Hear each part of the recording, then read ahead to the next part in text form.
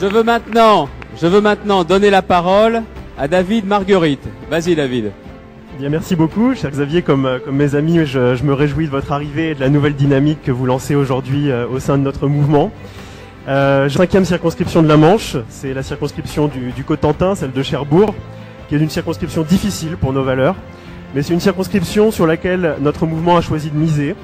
Ma fédération et l'ensemble des militants m'ont fait confiance pour animer cette circonscription.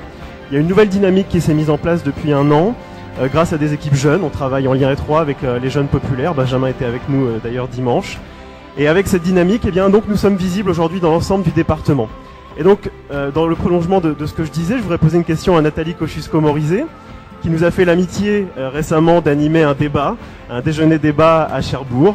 Vous avez pu constater que la circonscription avait repris un peu le dessus et que nous étions désormais rassemblés.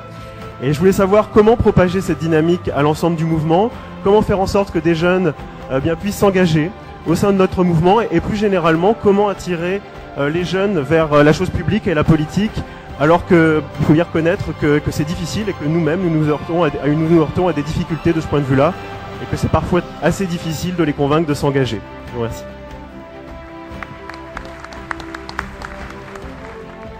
Merci David, et pour moi il y a 3 clés. Ces 3 clés qui nous permettront d'intégrer plus de jeunes, plus de nouveaux publics et finalement d'atteindre les objectifs qu'évoquait Xavier tout à l'heure. D'abord, faire confiance à ceux qui arrivent. D'une certaine manière, ça rejoint aussi la réponse d'Éric.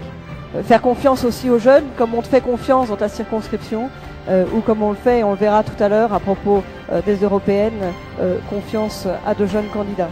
C'est la première chose. La deuxième chose, c'est pouvoir débattre et parler de tout. Et là-dessus, peut-être que ça vous a frappé aussi, je trouve qu'il y a souvent un décalage entre les sujets qui nous intéressent, les sujets qui intéressent les militants, et ce qu'on trouve dans la presse. Par exemple, il y a un bon test, c'est le site internet de l'UMP. En quelque sorte, le courrier des lecteurs, on reçoit énormément de mails. Et très souvent, les mails sont des réactions sur des sujets qui vous intéressent, qui intéressent les militants et qui ne sont pas forcément ceux qui sont à la une de la presse. C'est sur ces sujets-là qu'on doit être. Il faut pouvoir parler de tout, parler sans tabou et aller chercher les vrais sujets du moment et de l'avenir. Et puis il y a une troisième clé, c'est utiliser tous les outils et en particulier les nouveaux outils. Xavier l'a évoqué à partir de la réforme du site internet. Il a déjà bien évolué le site internet, vous avez remarqué, il y a beaucoup plus de vidéos.